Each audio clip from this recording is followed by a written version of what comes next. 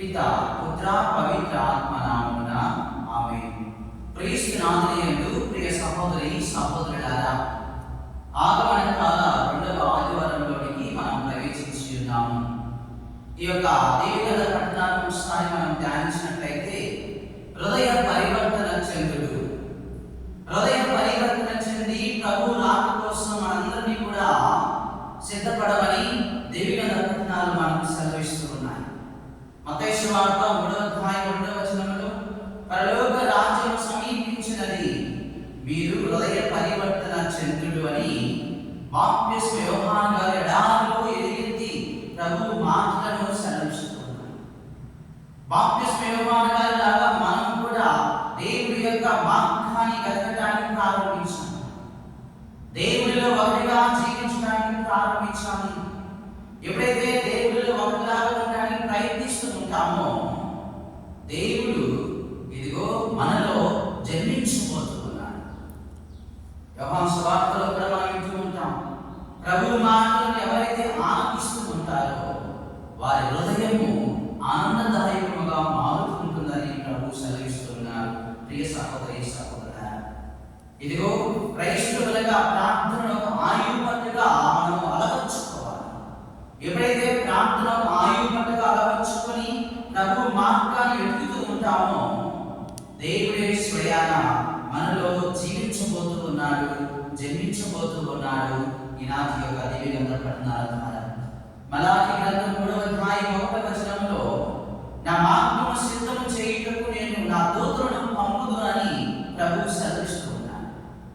ఆయన మార్గము మనమైతే ఎప్పుడైతే వెతుకుతూ ఉంటామో దేవుడే స్వయాన తన దూతలను పంపి ఇదిగో మంచి మార్గాన్ని మనకు ఎదిగింపజేస్తూ ఉన్నారు. ప్రియ సహోదరి సహోదరులారా, ఇదిగో ప్రార్థన ఎప్పుడైతే మనం పట్టుదలగా పెట్టుకొని జీవిస్తూ ఉంటామో క్రైస్తవ జీవితం అనేది క్రీస్తు ప్రభు యొక్క జన్మములో ఒకటిగా మిగిలి ఆనందదాయకముగా మన జీవితాలు ముందుకు వెళుతూ ఉంటాయి. కొలస్సీయులకు రాసిన లేఖ 4వ అధ్యాయం 2వ వచనంలో ప్రార్థనను పట్టుదలతో చేయడానికి ప్రయత్నించాలి. బాప్తిస్మ యోహాను గారు దేవుడి మార్గాన్ని పట్టుదలతో ఇదిగో ఏర్పాటు చేస్తూ ఉన్నాడో ప్రభు రాకడ కోసం సిద్ధపడడానికి ఆయన ముందుకు వెళుతూ ఉన్నాడు ఎడారిలో. అలాంటి పట్టుదల, నమ్మకము, విశ్వాసము మనము దేవుడి పట్ల కనబరచాలని నాటి 2వ ఆగమన కాల ఆదివారం నాటి దివ్యగ్రంథ పఠనాలు మనకు సెలవిస్తున్నాయి.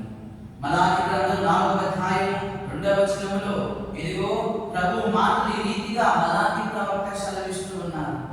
నా ఎడల భయభక్తులు చూపు మీపై నా రక్షణము సూర్యుని వలె ఉదయించి భానుకిరణం వలె మీకు ఆరోగ్యమును కొనివచ్చునని ప్రభు సెలవిస్తూ ఉన్నారు. ఆయన మార్గాన్ని వెతకడం, ఆయనలో ఒకటిగా జీవించడం, ప్రార్థన ప్రణాళిక పెట్టుకొని ఎప్పుడైతే మనం ముందుకు వెళుతూ ఉంటామో ఆయన యొక్క సూర్య కాంతి ఇదిగో మన మీద, మన కుటుంబాల మీద, మన బిడ్డల మీద వేయించేయడానికి ప్రభు మనకు ఇదిగో తన యొక్క దీవెనలు ప్రసాదిస్తూ ఉన్నాడు. కనుకనే ప్రియ సహోదరి సహోదరులారా, పట్టుదలతో ప్రార్థన చేయడము, హృదయ పరివర్తన కలిగి ప్రార్థన చేయడము, ఇదిగో ఎప్పుడైతే ఇవి మనం అలవర్చుకుంటూ ఉంటామో దేవుడే తన యొక్క శక్తిని, తన యొక్క ప్రేమను మనం ప్రసాదిస్తూ ఉన్నాడని నాటి ఆగమన కాల దివ్యగ్రంథ పఠనాలు, ఈ యొక్క 2వ ఆగమన కాల దివ్యగ్రంథ పఠనాలు మనకు సెలవిస్తున్నాయి.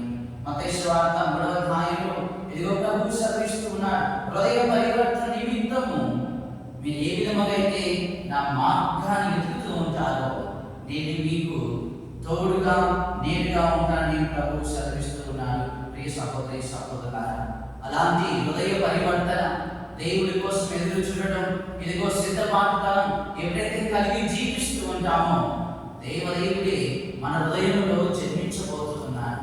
ఈ 4 ఆదివారాలు కూడా మనం దేవుడి కోసం ఏ విధముగా సిద్ధపడుతూ ఉన్నామో, దేవుడి కోసం ఏ విధముగా మనము ఇదిగో ప్రార్థనలో ముందుకు వెళుతూ ఉన్నామో ఆ యొక్క ప్రభు మన హృదయంలో, మన కుటుంబాలలో అతి త్వరలో జన్మించబోతూ ఉన్నాడు.